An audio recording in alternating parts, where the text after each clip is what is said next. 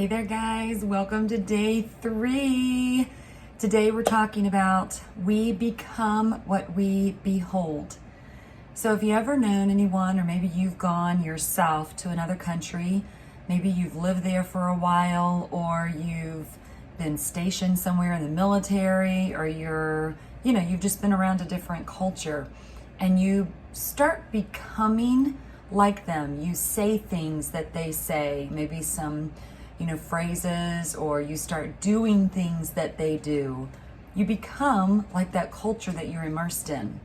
Maybe you have new friends, and when you're around your friends, you guys start talking alike or having the same phrases, or maybe you start adapting the same laugh as your best friend, or maybe they do the same to you, or they're adapting the laugh that you have. Or if you're around other people that have, whether it's good habits or bad habits, if you are immersed in a job and everybody around you cusses all day and they say things that they shouldn't say, and then all of a sudden you find yourself saying the bad things. Or it could be vice versa. Maybe somebody has never worked in a church before, and then you come into a church and you're like, ooh, I need to be on my best behavior and not say those cuss words anymore, right?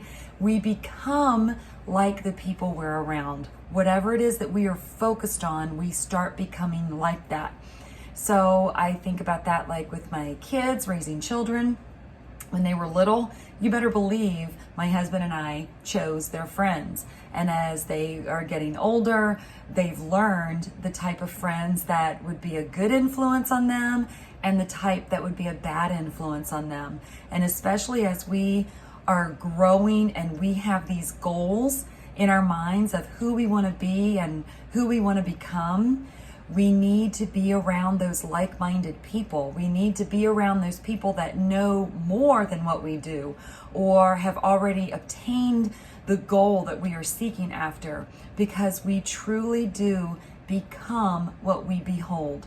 First and foremost, as Christ followers, we want to saturate ourselves in the presence of God on a daily basis. We want to read His Word. We want to see who Jesus is, what He did, how He healed people, what He said, what He spoke and taught to the disciples and those who were listening.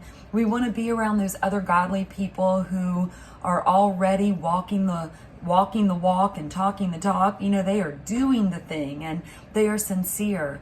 If we are harsh and abrasive, then we might want to be around some more gentle people and soft-hearted people, so that we can kind of, shave off those rough edges a little bit, right? Or if we are timid and afraid, maybe we want to be around some people who have confidence and will help us kind of augment that godly confidence, right?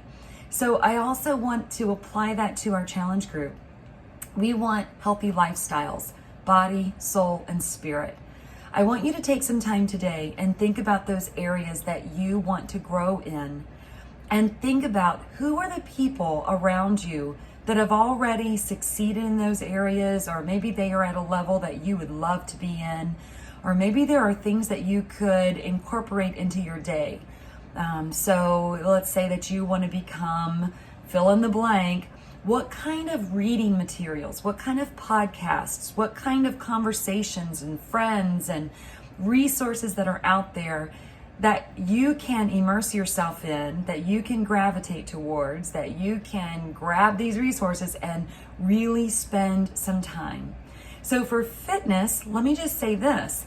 There are so many podcasts that you can listen to. There are Facebook groups and social media groups, whether it's on Instagram or Facebook. Fill your feed with positivity. You know what? Probably you don't need to spend as much time on the news as what you do, and me too, not just you, me too, on the positivity and the great things that are happening in the world, and the things that we can do in our own lives to give ourselves a boost of happiness and joy. And that does include a good workout, eating healthy, eating those fruits and vegetables, things that are going to augment our levels of energy and give us a happier mood, and just feeling better. Same thing with our spiritual life. Maybe we need to pump up the Christian music, pump up the jam. I'm showing my age here, but pumping up that, the volume to the Christian music and just really saturating our souls with the good things. So again, I want you to sit with the Lord, sit with a piece of paper and a pen, and just start brainstorming, listing those things out. Who do you want to be? Who do you want to become? And what are the resources? What are the things that you can start adding to your life today? Today, what can you reach out? What can you clear up on social media today? What podcasts can you start putting into your, how you like subscribe to them? Which podcast can you subscribe to today? What email lists can you subscribe to today so that when you wake up in the morning and check your emails, you have some positivity coming in?